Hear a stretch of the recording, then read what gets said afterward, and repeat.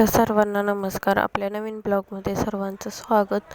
तर सर्वांना संकष्टी चतुर्थीच्या शुभेच्छा.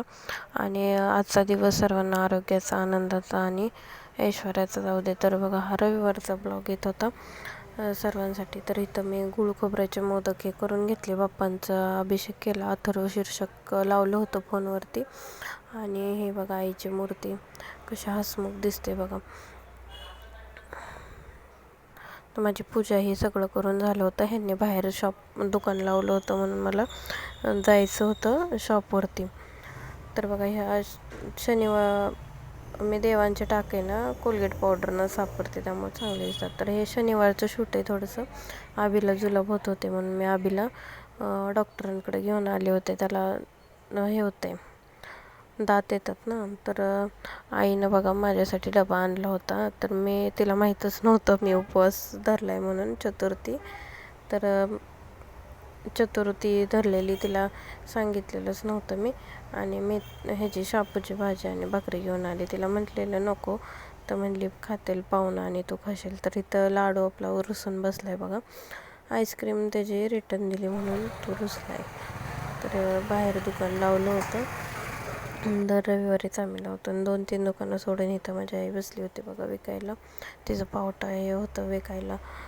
तर आपलं बाहेर शॉप लावतात, तर म्हणून काही लोकांना बरेच प्रश्न पडले होते. तर त्यांच्या प्रश्नांची उत्तरं द्यायची नव्हती, पण देते. तर बघा, बाहेर शॉप लावल्याचं कारण, तर बरेच जण आम्हाला म्हणत होते की बाहेर पण लाव जावं दुकान. तर माझ्या मनात कसं यायचं होतं की लोक म्हणतील की बाजारात विकतात, क्वालिटी कमी होईल दुकानच्या आपले, नाही का. तर मेन रोडला आपलं दुकान नाही आहे, थोडंसं आतमध्ये पडतं. आणि हे बाजारात लावते कारण आतल्या बाहेर जे कस्टमर येतं, तर इथं बाहेर एक जण थांबतं, आतमध्ये एक जण थांबतं शॉपमध्ये. आम्ही दोघांपैकी एक जण हँडल करतं बाहेरचं आणि आतलं पण. तर बाहेर जर कस्टमरला काही नसेल तर आम्ही सांगतो हे आमचं दुकान आहे, आतमध्ये जावं. मग आतमध्ये आल्यानंतर ना त्यांना समजतं की नाही का, आतमध्ये साड्या आहेत, परकर आहेत, मुलांचे कपडे आहेत, बारशाचे कपडे आहेत, बरेच म्हणजे लोकांच्या लक्षात येतं की इथं आहे म्हणून. तर काय आहे ना, ते मला म्हणत होते बघ मी व्हिडिओ काढतो तुझा, तू पण बाहेर विकायला बसतो म्हणून.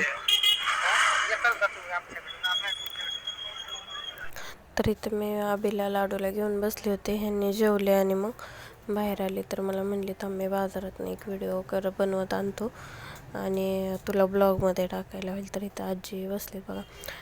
तर बघा, मी अगोदर पण ज्यूसचं केलं होतं, कारण तिथं पण शॉपच्या बाहेरच आम्ही ज्यूसचं लावायचं. तर बघा, कष्ट करायला कशाची लाज आहे, आपण कष्ट करूनच खातो आहे ना, कुणाचं ओढून तर आणून खात नाही ना. तर काय काय जण म्हणायचे बाजारात लावतात दुकान. तर बघा, बाजारात लावायचं कारण मी तुम्हाला सांगितले काय आहे ते. तर इथं बघा, आबीला मी घेऊन आले होते स्टडी टेबल लाडूला घ्यायला. तर त्यांच्या मित्राच्या मुलाला पण घ्यायचा होता आणि त्या ताईंबरोबर अजून एक ताई आल्या होत्या, त्यांना पण घ्यायचं होतं. तर बघा, आम्ही 4 एकदम घेतल्यामुळं त्यांनी आम्हाला कमी करून दिले. तो करतच नव्हता, त्यांनी 550 प्राईस सांगितलेली आणि आम्ही म्हणत होतो 250-250ला देतं, तो कमीच करा ना. मग त्याला म्हटलं जाऊ देत बाबा, तुझं पण राहू देत आणि आमचं पण राहू देत, 300-300ला दे. त्यावेळेस त्यांनी 4 आम्हाला 300-300ला दिले. तर बघा, मी स्टडी टेबल लाडूला सरप्राईजच होतं, लाडूला सांगितलंच नव्हतं. नंतर तो खूप खुश झाला.